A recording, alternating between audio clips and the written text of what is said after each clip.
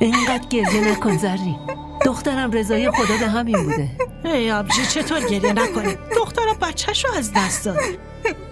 ضربه خیلی بزرگیه. از وقتی فهمیده همش گریه میکنه و گریه میکنه. به جز صبر هیچ چاره‌ای نداریم دیگه. چرا چاره‌ای نیست؟ هیچی بدون چاره نیست.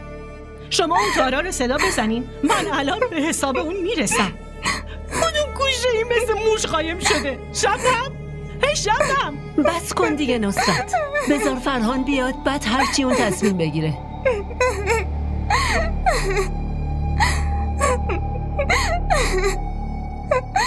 فرهان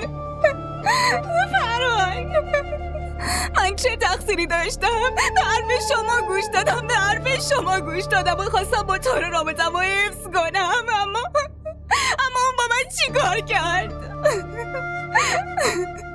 آره همینجا تصمیم تو بگیر. اون دختر رو صداش بزن. هیچکی بهش حرفی نمیزنه، هیچی ازش نمیپرسین. چی؟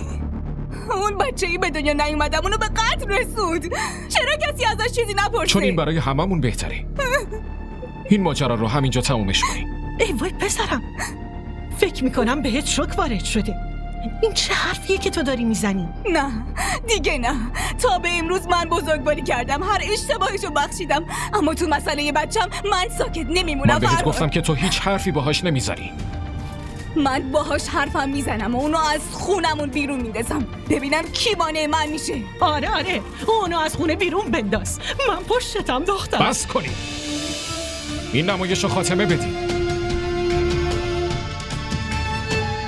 من دلم نمیخواد تو این خونه دعوا جنگ بشه، فهمیدین؟ واضح بود؟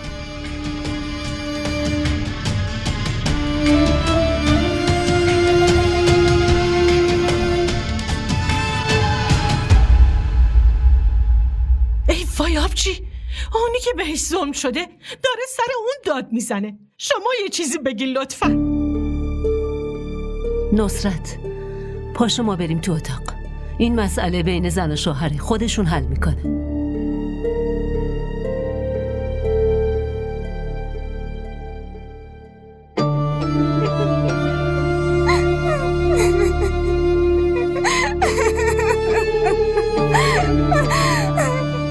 این نمایشتو تموم کن.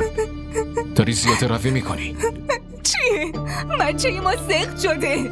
من تموم دیشب تو بیمارستان بودم و شما میگی این نمایش رو تموم کنم؟ کدوم بیمارستان رفته بودی؟ نتیجه آزمایش کجاست؟ فرهان، اگه من بیمارستان نرفته بودم پس این چیه؟ اینو سرخود زدم؟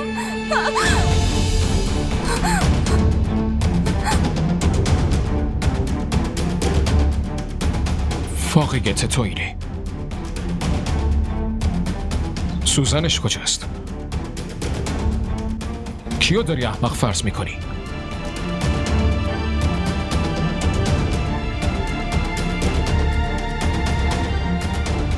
من خیلی وقت میدونم تو باردار نیستی. نتیجه همه آزمایشات پیش منه. واقعیت اینه تو هیچ وقت باردار نبودی. چون تو هیچ وقت نمیتونی مادر بشی.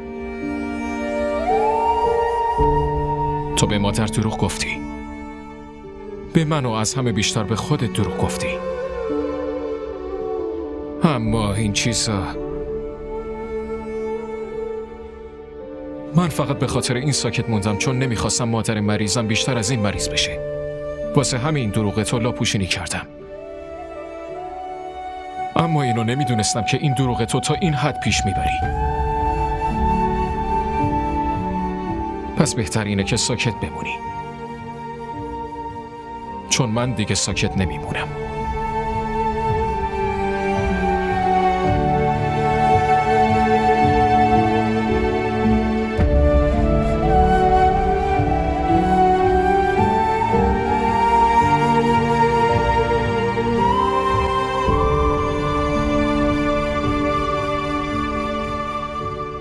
باور کنین دلم داره اشک خون میریزه، اما فرهان دستور داده این ماجرا همینجا تموم بشه. واسه همین من سنگ روی دلم گذاشتم.